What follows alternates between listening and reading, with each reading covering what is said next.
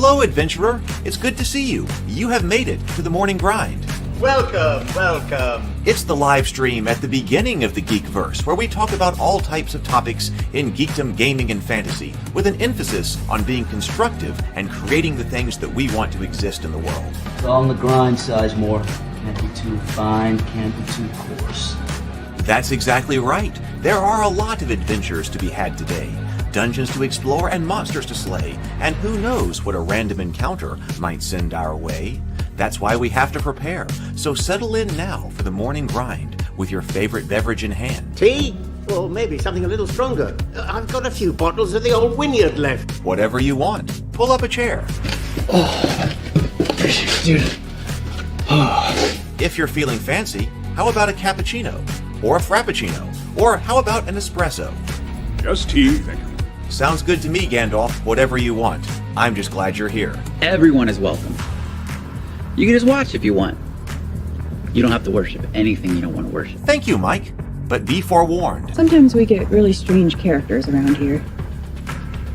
Wait, what's that you say? Why can't you come and be a part of the stream? My wife would disown me. Oh no, I bet she'll be fine with it. Come on in. Am I scared for my safety? No. What are we supposed to do? Everybody do the secret handshake.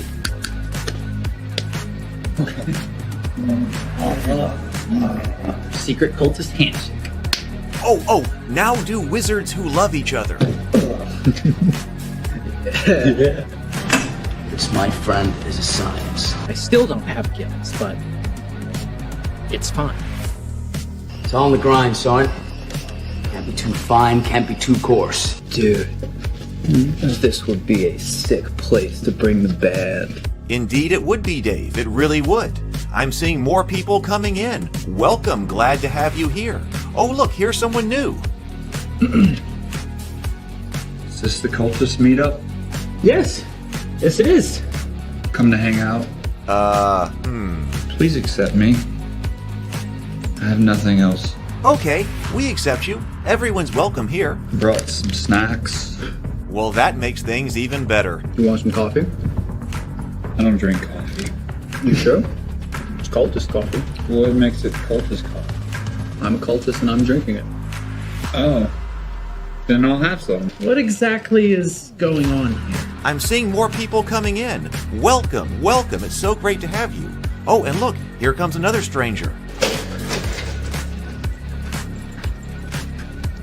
Can we help you? Yes, fellow cultists. I could really use some food. Oh yeah? Welcome. We have donuts. Oh, it's me. I'm glad I'm here. I'm sure you have a few questions for me, though. What's your name? Who do you work for? What god do you worship? Great questions, Rob. I'm Steve King, and I worship Nyarlathotep. No, not really. I'm just Heath, and I won't be worshiping anything this morning. But I will be your host. Welcome to the office. We're going to have a great time. I've got my coffee ready, because now it's time for the morning grind. If you could become a fish, that would be amazing. Then I could command you with my mental fish powers. Hey, good morning, everybody. Good morning. I am here, and I have got Torchbearer again this morning. We're going to have a kind of a quick show today, but I wanted to be here. And also, I thought that, hey, we should just continue while kind of it was fresh on our minds, taking a look at Torchbearer, because I have got emails to write and things to, updates to prep. I've got 2 more graphics that I'm trying to finish for the cultist launch. And so I was really hoping to be able to look at all of that again this morning with you and have it done. But the graphics aren't quite ready yet. I realized I need to do a couple of other things. And so I thought, okay, let's just go ahead and take a look at Torchbearer. And then we'll do it, like I said, kind of a brief show because I do need the time to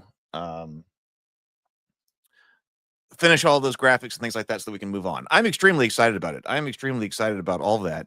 I'm ready to do this project and then move on to others. There's so many things to be doing. So lots of people here this morning. So Stray's here. Good morning, Stray. Oh, let's put the comments up here. Good morning, Stray. Good morning, Doc Flamingo. We got Robert. Hey, good to see you, Robert. Let's see. Dave, good morning. Mike, Better with Bacon is here. Yeah, lots of people here. So, yeah, last night, I don't know. Fridays and Saturdays are always just like I'm gone for like 12 hours. So that's always chaotic. So I'm looking forward to today to finishing that up. I did, and then I did go and play the other day. It's kind of messed me up. It was a Wednesday night or something like that. The boys wanted me to come over and play Magic, and so I did go over and play Magic in the evening with the boys, and we had a great time with that. They wanted to play like a tournament, so we're doing like a round robin tournament together. And my brother had even just bought a pack of cards and one of the boosters and said, okay, so whoever wins, you get to open up this pack and then pick whichever card you want. And then you pass it to the second player, second place and the third place. So we had this like little round robin Magic tournament with the boys. So that was a lot of fun. So did that and then was gone Friday, Saturday. And then so today, basically all I'm going to be doing is working on those final graphics and things like that, and also be sending out emails and things like that. And we'll do a schedule because I'm hoping to do a lot more live streaming, getting everything set up, reset up, and doing a lot more streaming during the campaign. So this is going to be a lot of fun. Doc Flamingo says torches, though somewhat cool to look at, are a terrible light source. Lanterns all the way. Well, it has lanterns, right? We have lanterns in here. But, how iconic. So that's what's going on. Let's go ahead and look at that art. Better with Bacon was saying that love the art in here.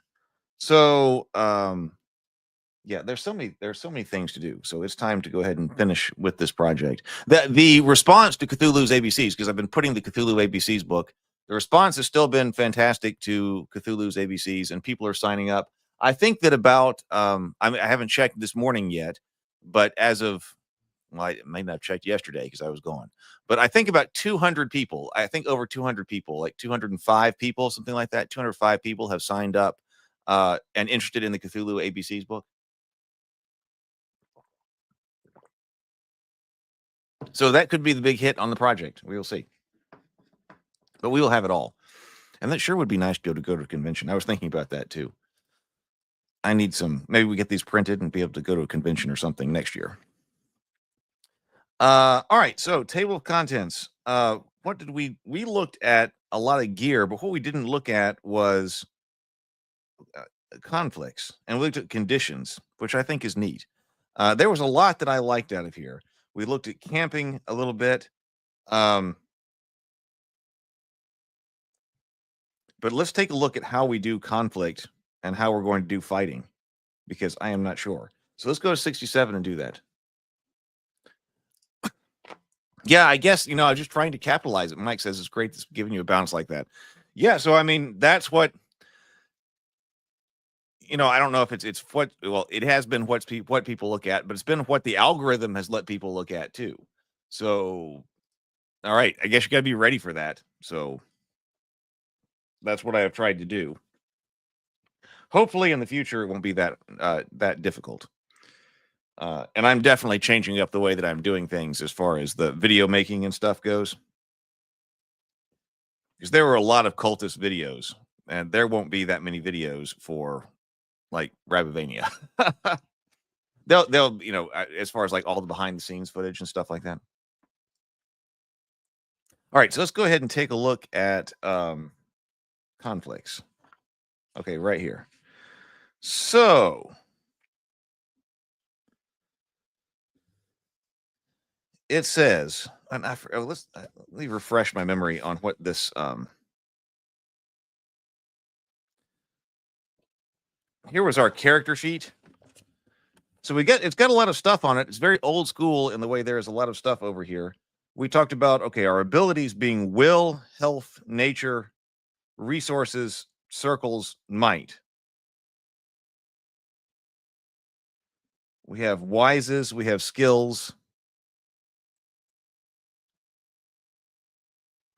So, I don't see just like weapons on here.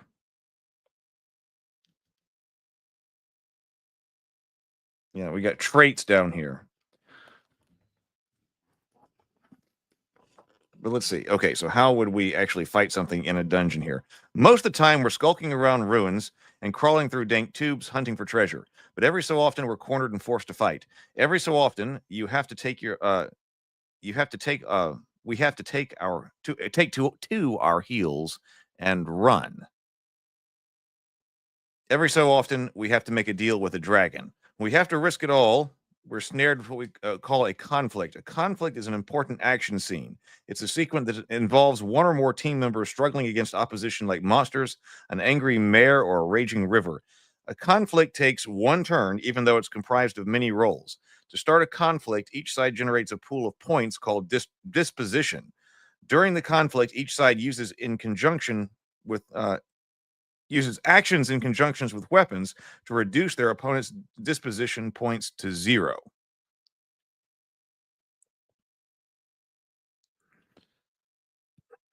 During a round of conflict, each team plays 3 actions. If you knock your opponent down to 0, you win the conflict. So this is very different than, I mean, I know we've got hit points in here, but all right, this is very different from the beginning here.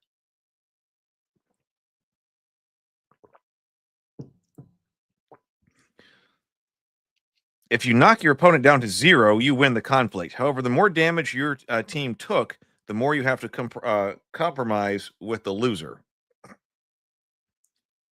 Conflict procedure. GM determines that the player's actions have triggered a conflict. GM and players make clear what is at stake. GM determines conflict type based on the character's actions. Players choose a conflict captain. Conflict captains roll for disposition. Team members help if they have the appropriate skill and they describe their actions. GM generates the opposition's distribution. Disposition. Okay, I mean, I understand very little about a little of this right now. Team members help if they have the appropriate skill, okay, and describe their actions. GM generates the opposition's disposition. GM divides the total disposition into hit points for each opposing character or creature.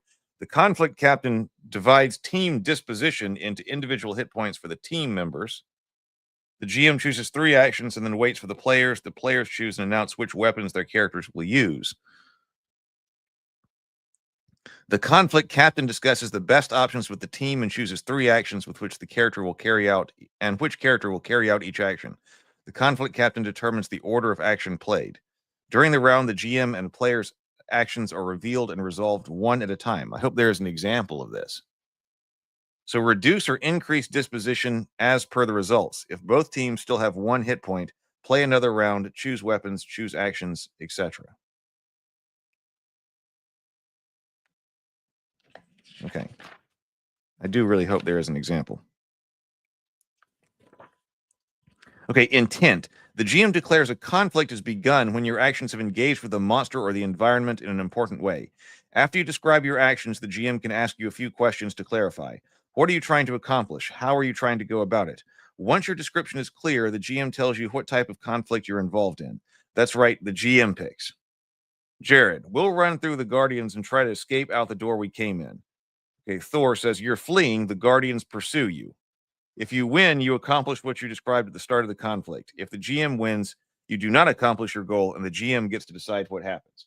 So in this case, Doc Flamingo, hey, Brett.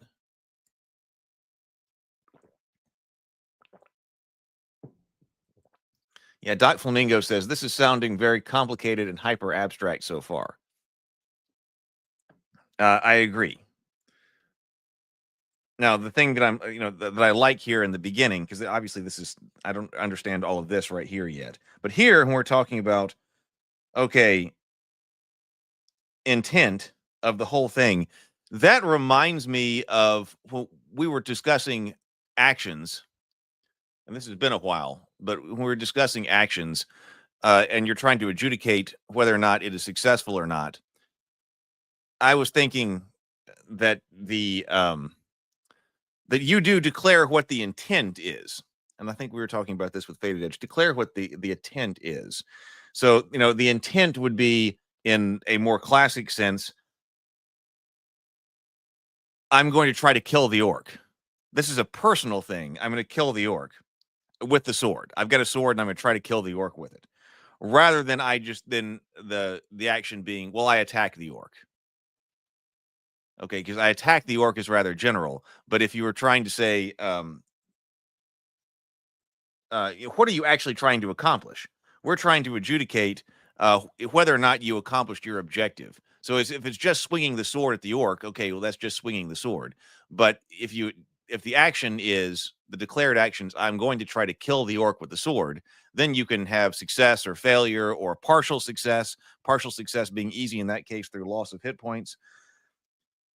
What this reminds me of is something like that at the beginning. I mean, like, this is just the start of it here, but the entire intent of the group, which Mike is saying, this is giving you the stakes up front.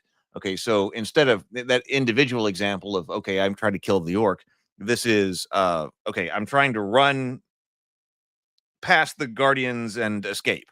That's what we're trying to do. We're not just trying to, okay, we're going to try to fight the guardians. We're going to actually try to run through them and escape. So we'll see how that goes, and if that's any kind of a correct assessment here. If you win, you accomplish what you described at the start of the conflict. If the GM wins, you do not accomplish your goal, and the GM gets to decide what happens. Conflict types. In Torchbearer, conflicts fit into one of the following types: banish or abjure. Using this type of conflict when players are trying to banish a demonic force or drive spirits out of an area. Capture. Use this type of conflict when you're trying to capture your opponents or prey. Convince. Attempts to persuade or cajole trigger the conflict or the convince conflict. Attempts to persuade or cajole. It's not a word I often say. Trigger the convince conflict. When you use this type of conflict, be sure to write down your aim before you roll for disposition. We would not want you to forget. Convince crowd. I have got stuff all over my desk. I've got to reset up all of my cameras. I've got stuff all over my desk. Convince crowd. If attempting to sway a crowd,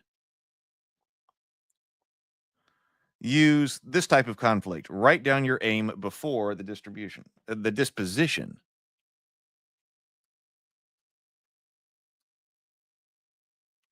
Yeah, Doc Flamingo says, okay, I think I see what they're going for. A single rule system that will cover any situation, but a unified die mechanic, roll versus target to accomplish. But a unified die mechanic accomplishes the same thing. Yeah, so now I'm kind of understanding why we didn't have, like, just, weapons and hit points and things like that on the character sheet. Where they're trying to do a whole bunch of different things, which actually, that kind of reminds me of what Lou was talking about with, like, Bilbo and the dragon, Bilbo and Smaug, and how different systems would handle that.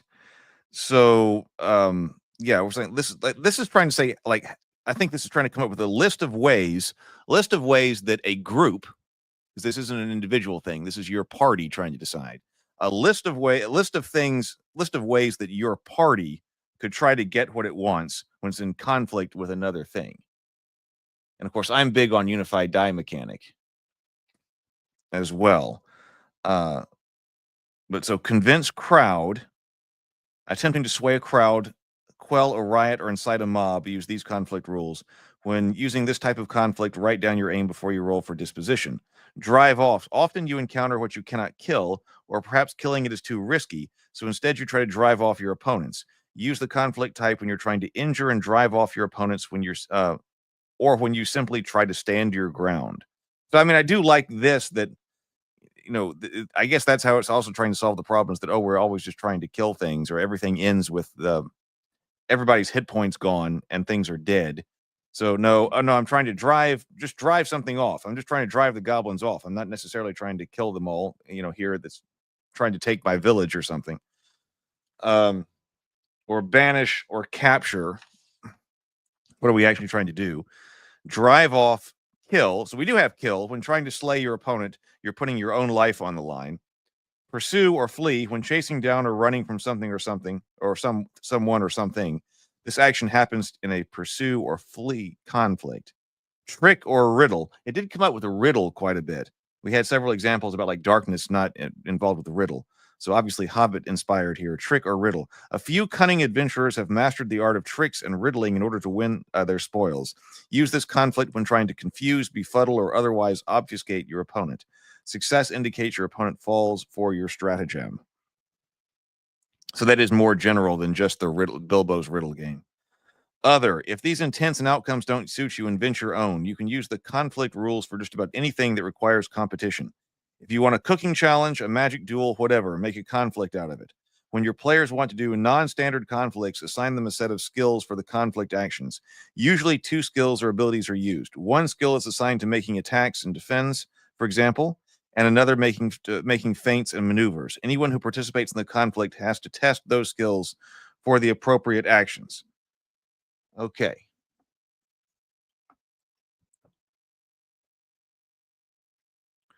Yeah, I know this is different. Yeah, so I was actually not expecting it to be this different. Of course, I really like the material that we looked at for making camp and also the inventory and stuff like that. Actually, it's probably my favorite inventory system so far, which is originally why I got it. I was looking for inventory systems. This is very different than what people are used to as far as a conflict goes. So that will make it more difficult just to get people to understand what's going on, because I don't completely understand what's going on yet. So let's see what disposition is. Each team's strength in a conflict is represented by a score called disposition. You attack your opponent to deplete their disposition as the conflict plays out. If you reduce your opponent to 0 disposition and have at least 1 point yourself, you win.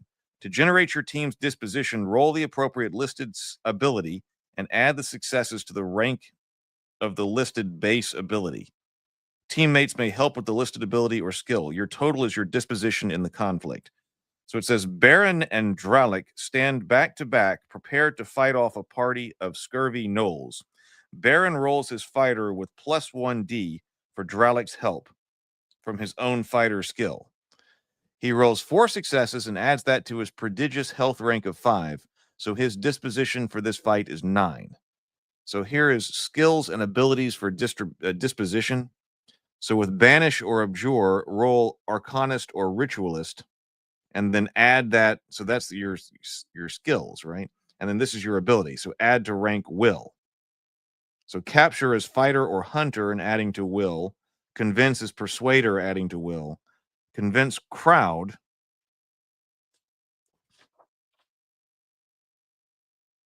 Yeah, we have Convince and we have Convince Crowd. Convince is Persuader. Convince Crowd is Orator. Drive off Fighter, kill Fighter, and you're adding to Health. Pursue or Flee, Scout or Rider, and that's Health. Trick or Riddle, Manipulator, adding to Will. Other, you're going to have to choose.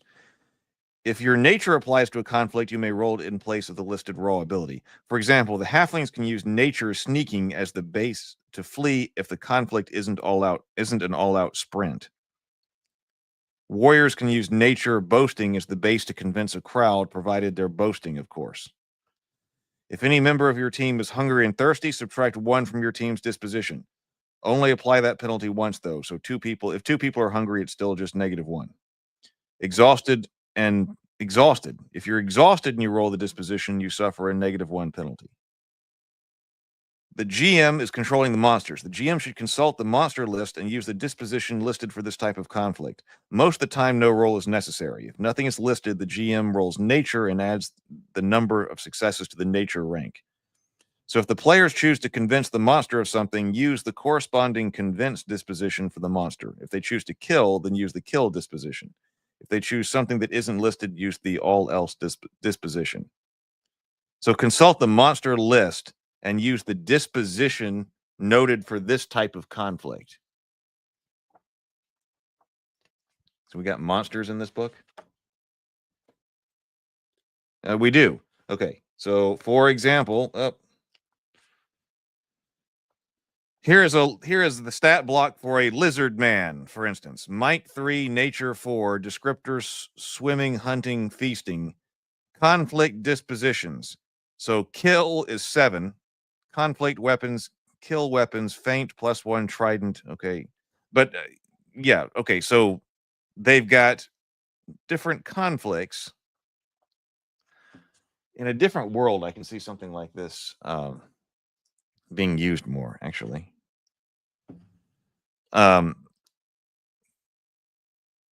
Convince is 2.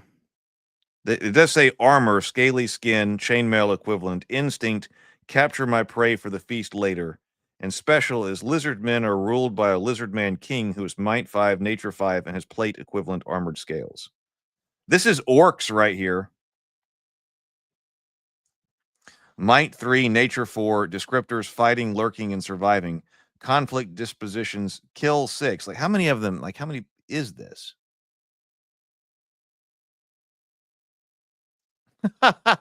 Doc Flamingo says, this is starting to remind me of what schools have started doing to math. We're going to simplify this to the point where it makes absolutely no sense whatsoever. Like, I now, like, so right now I'm wondering how many orcs is that? Is this just, okay, the party is fighting another group of orcs? But it, like, kill 6, capture 8, flee 4, convince 2. Okay. So that is our monster stat blocks. Okay, so the conflict captain. When acting as a group, the players nominate one of their own as a captain for the conflict. The captain rolls for the group's disposition, adds +1d for other characters helping. Help must abide by the standard help rules, of course. The conflict captain is also in charge of choosing and distributing the actions. On your own, if you're on a team of 1, you take all actions. Team of 2. In a team of 2, one player takes actions 1 and 3, and the other takes action 2. Teams of 3, each one takes 1 action per round. For 4 or more, if you have teams of more than 3 characters, 3 of you take an action this round. The others can help you with this round. They'll get a chance to take an action next round unless conditions arise as described in Actions of the Fallen. For the Fallen, when helping, players must describe their actions in line with their actions being played by the conflict captain. If help is redundant or inappropriate, the GM may cancel it. Taking turns. No player may act twice in a row in a conflict unless you're on your own. A character who has not acted this round must act the next round before anyone else who has already taken an action. Here is something about hit points. Once both sides have generated their dispositions for this conflict, allot each team a number of stones or coins equal to their disposition. Distributing points. The conflict captain distributes the stones to every player on the team, whether they're acting in the first round or not. The stones must be distributed as equally as possible, but the conflict captain can determine who gets the odd points, if any. The GM divides his pool among the creatures or opponents on his team and assigns each creature the appropriate number of stones. Extra points can be assigned to leaders among the GM's creatures. So, okay, so if you got 4, we're going to figure out what to do with these, but if you got 4 gnolls, you're supposed to divide those disposition points among all 4 gnolls. Here's too many kobolds. Each creature must have at least 1 point assigned to it. If there are not enough points to distribute to all of the creatures present, the extras do not meaningfully participate. Okay. They either get in the way of their friends or wander off. They do not help for the rest of the conflict. Okay, so there we go. On the other hand, maybe that kind of makes sense. I mean, if you've got, when you're thinking about on a tactical table, like in D&D, and you're fighting 30 orcs, okay, how many of those orcs actually are able to get in there and do anything in any given round?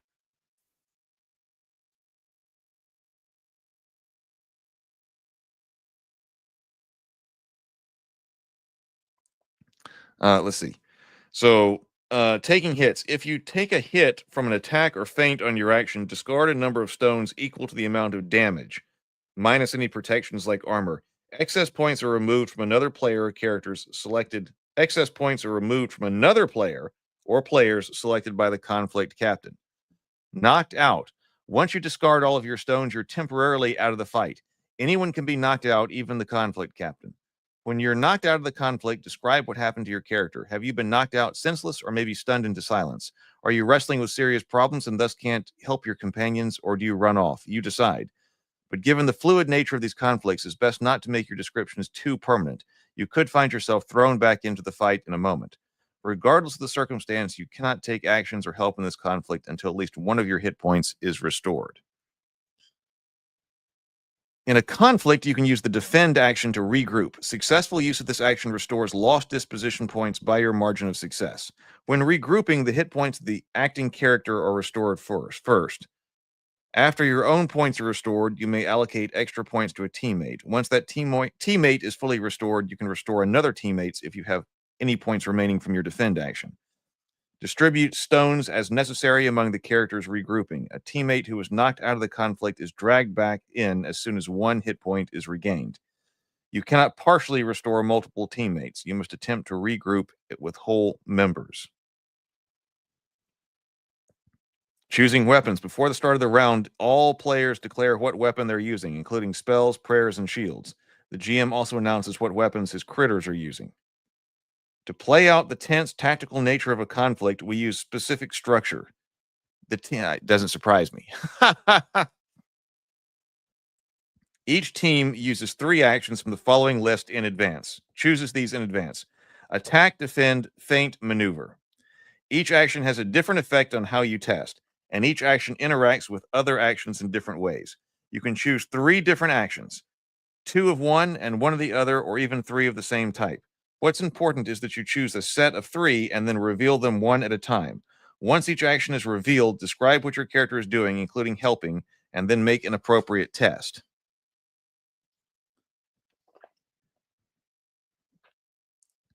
This right here is conflict ability and skills used by action. So type of conflict, banish or abjure. Attack is arcanist or ritualist. Defend is lore master or theologian. Feint is arcanist or ritualist. And maneuver is lore master or theologian. Doc Flamingo says this is why you don't design your game mechanics with a head full of acid. Everyone was ready to play this one when we were looking at the other ones, looking at the other rules the other day. I mean, of course, I would still try it, but okay, kill. Like, let's look at kill. So, kill, the attack is fighter, defend is health, feint is fighter, and maneuver is health. Okay, capture, attack is fighter, defend is hunter, feint is hunter, and maneuver is fighter.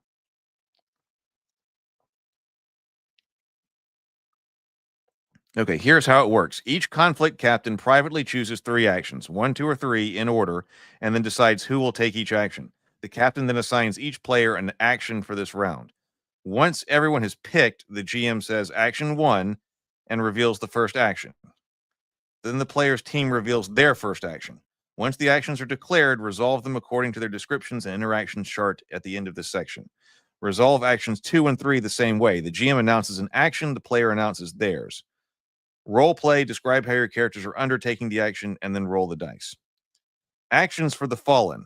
Action selection becomes a bit trickier once your team members start getting dragged off by a pack of kobolds. The following guidelines should set you through these dark moments when you're the last one standing. Actions are not changed when a team member is forced out. They are redistributed to other standing characters who have not yet had their action this round. You may not take 2 actions in a row unless you're the last one standing. If this rule forces a situation in which an action can't be taken without violating this rule, your action is lost and you may not roll against your opponent for that action. If the group is knocked down by 2 or more members but manages to bring in a 3rd member before the end of the round, the rejoining member may take an action given by the conflict captain. A conflict captain who is knocked out chooses a new captain and hands over any of his remaining actions for this round. The new conflict captain chooses actions for the rest of the conflict. Okay, so like here is attack. So let's see. Feint, maneuver, using weapons. Okay, so like an attack, this attack lets you take a shot at your goal. In a fight, this means whacking away at an enemy or filling them with arrows. In an argument, it means making a strong, direct point. In a chase, it means sprinting straight for the finish.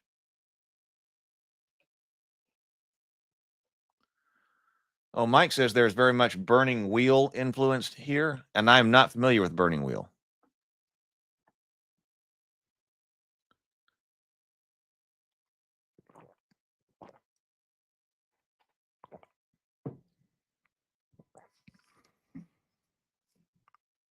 Okay, so attack interactions. Attacks played against attack or feint is an independent test. When played against defend or maneuver, it's a test. It's a versus test. Attack reduces your opponent's disposition by the margin of success. So okay. We do know that you've got to pick which 3 actions you're doing in advance. Keep them secret. The game master will reveal action 1, and then the player's team reveals the first action. So if the kobolds attack, and you've chosen defense, you could choose to defend. Otherwise, you could make an attack or feint. Maneuver would also be defending against it. Says independent obstacle 0. Successes from an independent attack are subtracted from your opponent's disposition. Defend. The defend action protects and strengthens your position. In a fight, this can mean blocking your enemy's weapons or rescuing a comrade. In an argument, it can represent an excellent rebuttal. In a chase, a defend action can represent carefully picking a path or covering your tracks. Defend played against attack or maneuver is a versus test. When played against another defend, the actions are independent. When played against a feint, defend will not test. Defend may not test. Feint beats it. Defend stops or reduces the effectiveness of an attack or maneuver actions. Regroup. In a versus test, add the margin of success for your defend action to your disposition. For an independent defend, the margin of success is added to your disposition, usually 1 point per success. Dispositions cannot go higher than the starting total. See regrouping heading under hit points for the expanded rules of this section. Independent obstacle, that's like your target number. Obstacle is like that. So independent obstacle is 0 on attack. Independent obstacle on defend is 3, it says.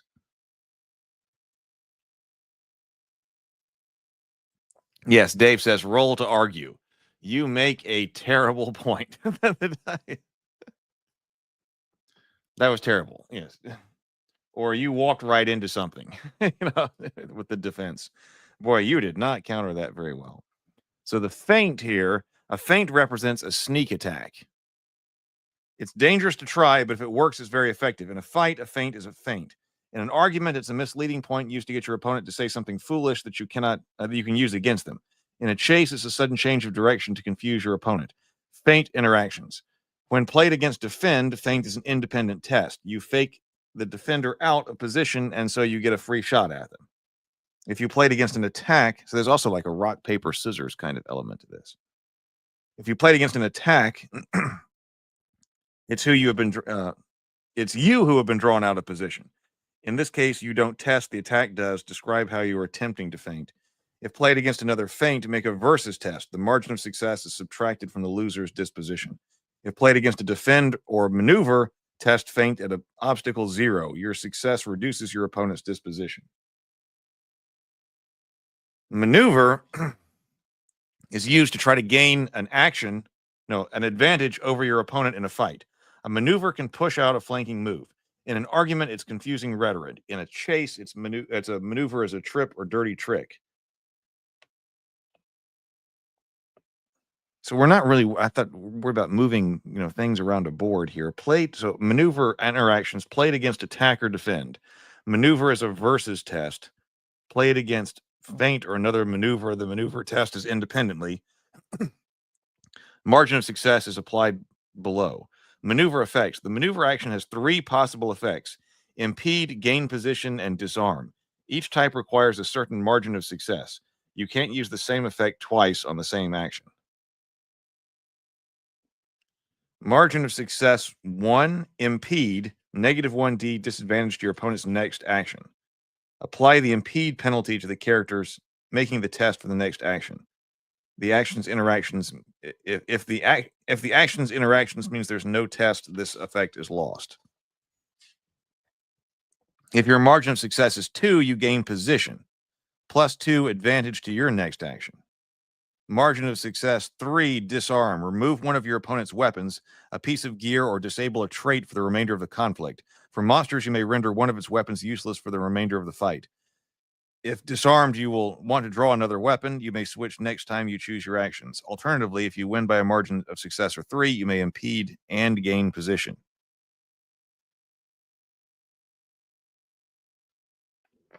This table tells you whether or not it will be an independent test or a versus test. Here it does say abstraction. These 4 actions, attack, defend, feint, and maneuver, are abstract, so you can apply them to nearly any type of conflict. During play, you get to interpret and make them fit the situation in your game. Their rules stay the same, but how you describe them and what they mean in the game world is different for each conflict. You'll have to negotiate with each other a bit to figure out which descriptions fit which don't. Once everyone is taking turns describing their actions, you'll get the rhythm to it. Says in conflicts, you'll use a variety of weapons. You choose your weapon at the start of each round. Apply the effects as described here. Add any bonus dice before you roll. Add +1s and +2s if the roll is successful or tied, but not failed. Check interactions. Some weapons change versus tests to independent and vice versa. Make sure you check your interaction table. In martial conflicts, unarmed characters suffer -1d all types. To all types of actions. In other types of conflicts, like arguments, having a weapon provides a bonus, but being unarmed. In other types of conflicts, like an argument, having a weapon provides a bonus, but being unarmed is not a penalty. Helpers may only help if they have the skill or ability listed for the current action. If they do not, they can use the I am wise rule, if appropriate, to sit out of this action. Or sit out of this action. Those who help give +1d to the player who is rolling for this action. All for one, one for all. When participating in a conflict, describe how you're contributing to the group's goal. If you don't necessarily have to describe how you're helping the acting character on each round. Instead, you describe your individual struggle that's helping the group's effort. So win, lose, or tie. Winning a conflict. If you reduce your opponent's disposition to 0, you win the conflict. However, if you lost points from your own disposition, you have to compromise with the loser. See the compromise heading. The GM wins. If the GM wins, consult the table below for suggestions. Enterprising GMs will feel free to add to this list. This is by no means exhaustive. So, like suggested party compromises right here. Oh, is it really that bad? Don Flamingo, Torchbearer says, "Hey, Hackmaster, hold my beer." Are we quite to that level here? I know it's very different. I mean, Hackmaster definitely went the route of, lots of rules and lots of detail. But I guess what Hackmaster has going for it in that case is that it is still very similar to what you're expecting. Weapon damage, hit points, move your character on a grid. So at least that is, everybody's probably got that common base from which to understand. This doesn't have that.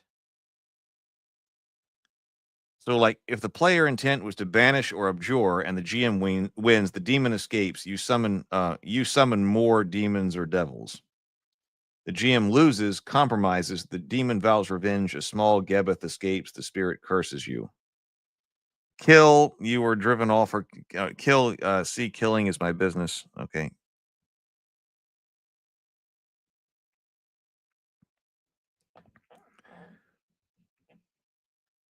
Tying in a conflict. If both sides are reduced to 0 disposition on the same action, the conflict is a tie. Neither side wins, and both must offer their opponent a painful major compromise.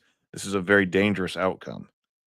Compromise. If you lost but took points off your opponent's disposition, you don't come away empty-handed. You compromise with your opponent. Compromises are like twists, but in the case they are the result of the whole conflict, not just a failed roll. Players get to introduce compromises as well, not just the GM. Once the conflict ends, the first thing to do is compromise. The loser makes an offer to the winner. Fine, you win, but the degree of the compromise should be appropriate to how much disposition the winner lost. If you were trying to flee and win, you flee. Your opponent doesn't catch you. If you were trying to drive off and lose, you are driven off or captured. The whole group must decide if the compromise is appropriate. If everyone complains that the compromise is too much or inappropriate, the loser can change the terms. If no compromise can be reached, the GM can approve the compromise or ask the loser to modify the terms. This negotiation takes place as table chatter, a brief conversation between the players, not in character. There are 3 grades to compromise: a minor compromise, a compromise, and a major compromise. Minor compromise, lost a little. If the winner lost less than half the disposition, the loser is owed a minor compromise. The loser may ask for a small part of his goal or something related to it. Minor compromise can be used to set up follow-up conflicts or to apply changes to the winner's condition, making the winner angry or exhausted, for example. I know I do need I wish that, like, it's got these little examples right here in this other kind of text, but maybe it's in the front.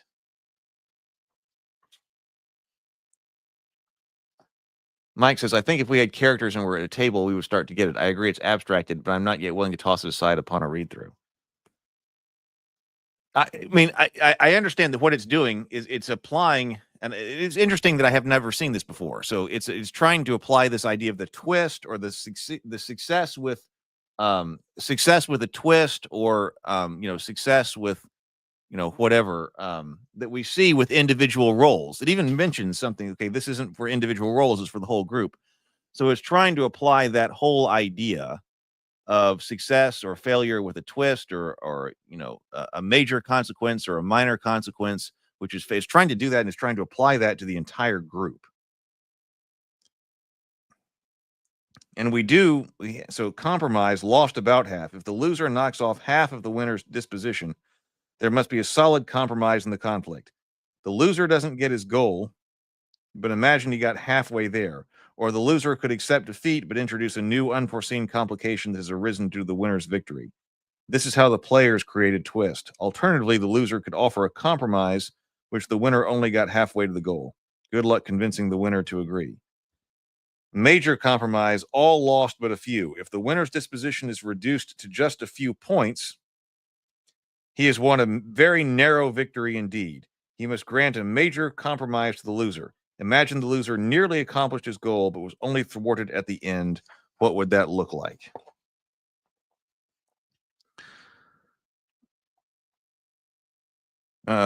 Types of compromise. Compromise can be used to extract promises, change the way a character feels about you, or throw a wrench into the works. They can be used to hurt your enemy too, but you can't use a compromise to accomplish your conflict goal. If you didn't win, you didn't get your goal. Conditions is a compromise. Conditions like hungry and thirsty, angry, afraid, exhausted, injured, and sick may be applied to part of a compromise in a conflict. In a conflict, nearly everyone on your team suffers a condition. That does... we didn't have just hit points that you were losing, because it was talking about the conditions being dead due to conditions. I remember that, like, if you had all of your conditions checked, then you were dead, I think. So you could have a condition applied to you. In a conflict, everyone on your team also suffers a condition. This is discussed in more detail under applying conditions as part of a compromise in the conditions and recovery chapter. Conflict results, victories, and compromise are binding. The result stands to be challenged by another conflict or twist. Killing is my business. If you choose the kill goal, then you put your life at risk as well.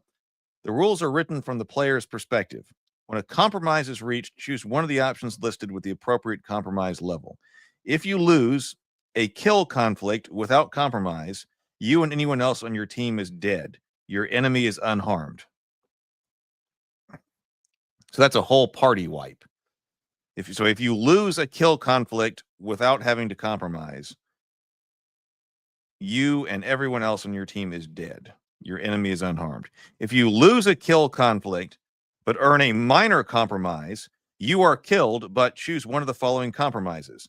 You inflict injury on your attacker, you raise the alarm, the fight drags on, and something or someone stumbles in and witnesses your demise.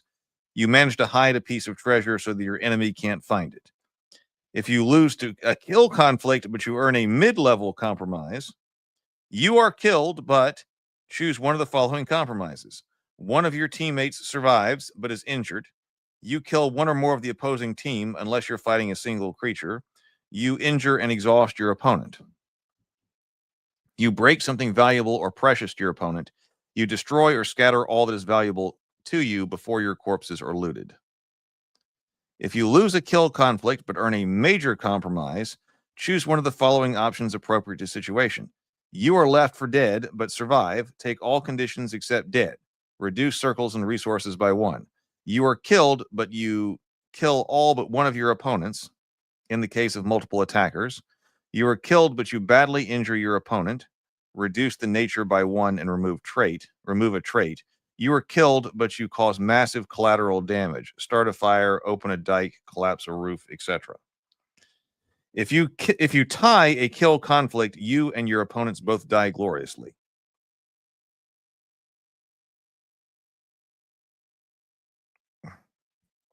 Okay.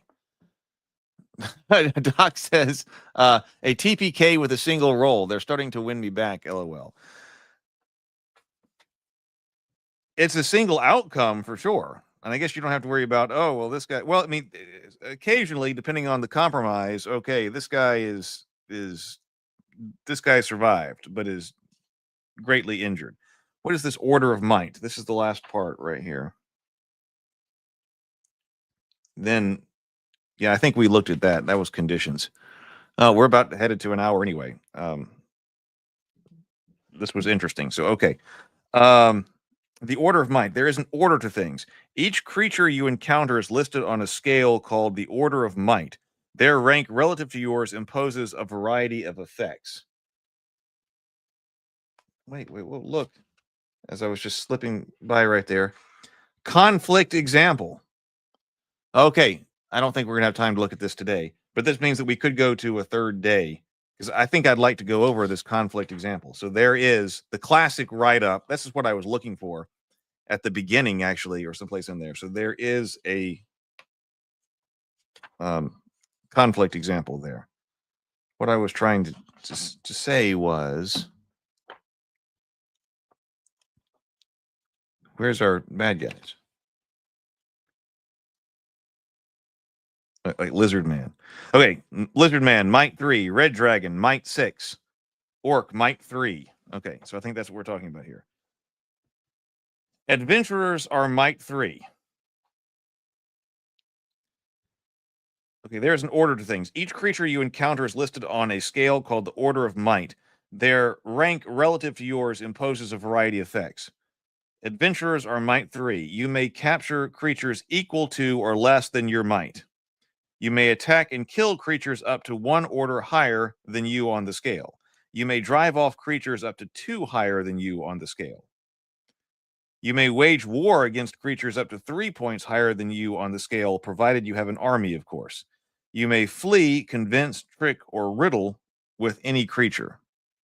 So the scale is something like 1 is critters and kobolds, 2 are people, goblins, and frog people, 3 are adventurers, orcs, gnolls, horses, direwolves, 4 bugbears, giant spiders, owlbears, 5 ogres, trolls, young dragons, 6 dragons, hill giants.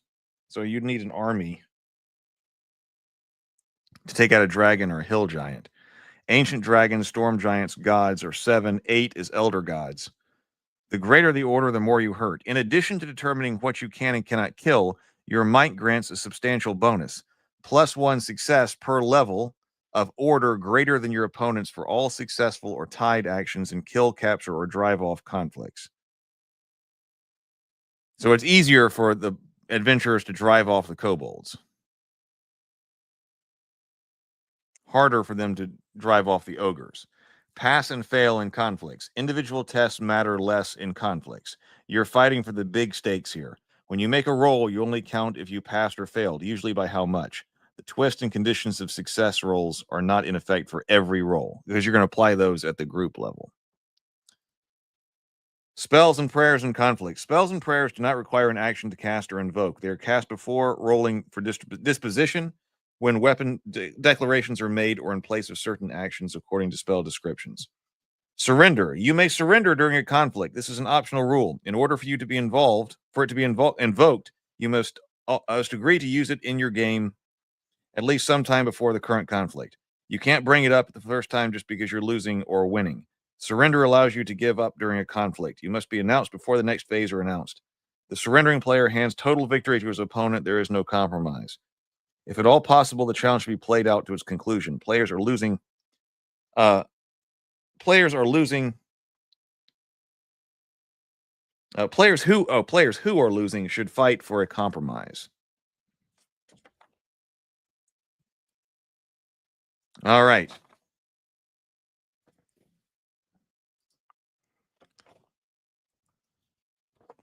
What's that? The order of people. We do have an adventure in here, Under the House of the Three Squires. We do have sample characters as well, which is nice. I always like pre-gens here. And then, yes, we do have a conflict example. But I don't have time to read that right now. So, all right. So we may return to Torchbearer to check that out. All right. Well, that was actually probably one of the most different things that we've ever looked at here on the Morning Grind. That was definitely different. So that one gets some type of status here on, I don't know, the Morning Grind Awards. Most different thing that I have read. All right. I've got to get out of here. I've got emails to write, graphics to design, stuff like that. I'm excited. I'll probably post some stuff probably in the Discord server, but also I'm going to queue up emails to go out. So if you're on the email list, you might get an email list, email saying that the stuff is going to be happening next week. I've got to get together a schedule too for live streaming over the next few weeks. But anyway, thank you so much for being here. This was a fun discussion. So I will see all of y'all later. Have a wonderful day. I will be in touch later.